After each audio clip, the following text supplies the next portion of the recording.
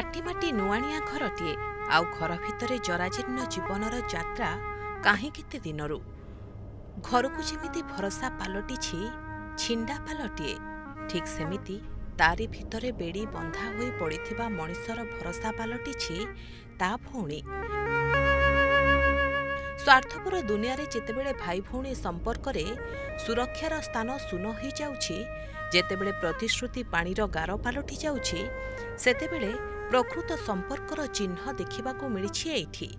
ଝୁମ୍ପୁରି କୁଡ଼ିଆ ଭିତରେ ଜୀବନ ଯନ୍ତ୍ରଣାର କଠୋର ପରିସ୍ଥିତିକୁ ଆବୋରି ନେଇଥିବା ଏହି ଦୁଇଜଣ କିନ୍ତୁ ପ୍ରକୃତ ସମ୍ପର୍କର ସଂଜ୍ଞା ବୁଝାଇ ଦେଇଛନ୍ତି ଆଜିର ସ୍ୱାର୍ଥପର ସମାଜକୁ। କଥା କଥାରେ ଭଉଣୀକୁ ଆକଟ କରୁଥିବା ଏ ବ୍ୟକ୍ତି ହେଉଛନ୍ତି କେନ୍ଦ୍ରାପଡ଼ା ଜିଲ୍ଲା ମାର୍ଶାଘାଇ ବ୍ଲକ ସଂଗ୍ରାମପୁର ଶାସନ ଗ୍ରାମର 52 ବର୍ଷୀୟ ମହେଶ୍ୱର ଦାସ।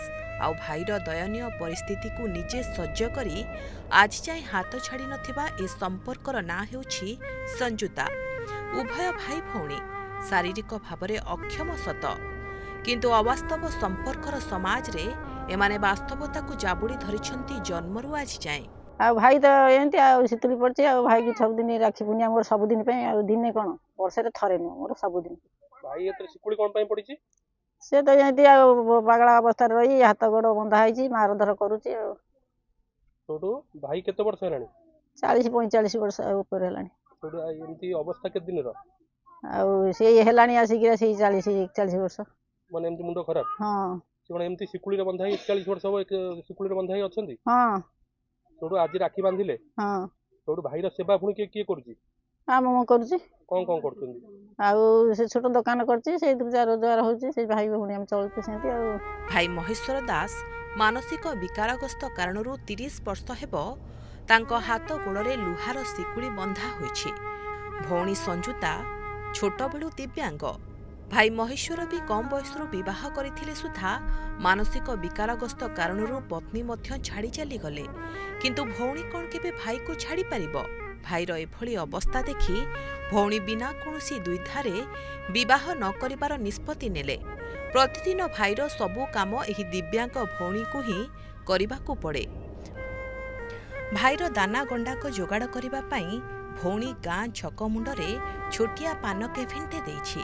ସେଥିରୁ ଯାହା ରୋଜଗାର ହୁଏ ଦୁଇ ଭାଇ ଭଉଣୀ କୁଡ଼ିଆରେ କଷ୍ଟେ ମଷ୍ଟେ ଚଳିଯାଆନ୍ତି। କିନ୍ତୁ ଭାଇ ଭଉଣୀଙ୍କ ପାଇଁ ରକ୍ଷାବନ୍ଧନ ହେଉଛି ସବୁଠୁ ବଡ଼ ଉତ୍ସବ। ଏହି ଦିନକୁ ସେମାନେ ପାଳନ କରିବାକୁ ଆଦୌ ଭୁଲନ୍ତିନି।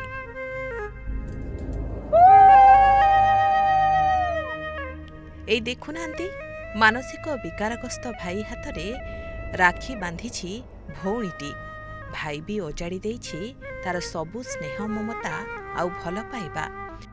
ଏଇ ସଞ୍ଜୁ ଦୀର୍ଘ 40 ବର୍ଷ ହେଲା ତାର ଯେଉଁ ମାନସିକ ବିକାର ଭାଇକୁ ନେଇ ତା ସଂସାର ଚଳେଇଛି।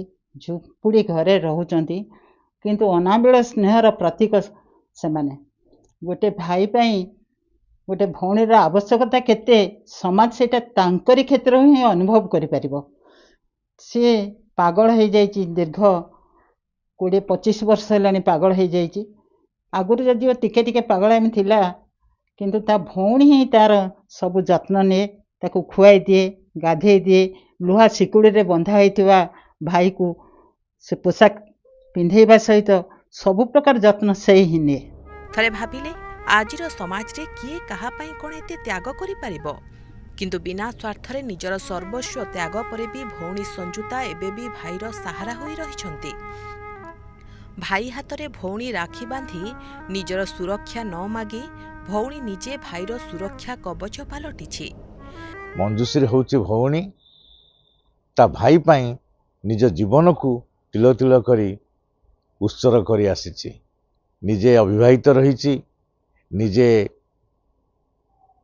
ଦିବ୍ୟାଙ୍ଗ ହେଲେ ମଧ୍ୟ ଗୋଟେ ପାନ ଦୋକାନ କରି ପାନରେ ଚୂନ ମାରି ଭାଇର ମୁହଁରେ ହସ ଭରି ଦେବା ପାଇଁ ସେ ଅଙ୍ଗୀକାରବଦ୍ଧ। ରକ୍ଷାବନ୍ଧନରେ ଭଉଣୀଟିଏ ପାଇଁ ଭାଇ ସୁରକ୍ଷା କବଚ ପାଲଟିଥିଲା ବେଳେ ଏ କ୍ଷେତ୍ରରେ କିନ୍ତୁ ଆମ ଗାଁର ମଞ୍ଜୁଶ୍ରୀ ବ୍ୟତିକ୍ରମ ଦେଖିବାକୁ ମିଳେ ଯେ ଗୋଟିଏ ଭାଇ ପାଇଁ ଭଉଣୀଟିଏ ସୁରକ୍ଷା କବଚ ହେଇ ଆଗେଇ ଆସିଛି ତାକୁ ସାହାଯ୍ୟ ସହଯୋଗର ହାତ ବଢ଼ାଇବା ପାଇଁ। ଯେତେବେଳେ ସମାଜ ନିଜର ରକ୍ତର ସମ୍ପର୍କକୁ ଅଣଦେଖା କରୁଛି ସେତେବେଳେ ଜଣେ ଦିବ୍ୟାଙ୍ଗ ହୋଇ ମଧ୍ୟ ସମ୍ପର୍କର ସଠିକ୍ ମୂଲ୍ୟ ବୁଝିଛି। ତେବେ ଆମେ ଏଠି କହିପାରିବା ଯେ ବାସ୍ତବିକ ଏ ଦୃଶ୍ୟ ସମାଜ ପାଇଁ ସେବା ଓ ତ୍ୟାଗର ନିଛକ ଉଦାହରଣଟିଏ। କେନ୍ଦ୍ରାପଡ଼ା ମାର୍ଶାଘାଇରୁ ପ୍ଲାବନ ସ୍ୱାଇଁଙ୍କ ରିପୋର୍ଟ, ପ୍ରମେୟ ନ୍ୟୁଜ୍ 7 ଡିଜିଟାଲ।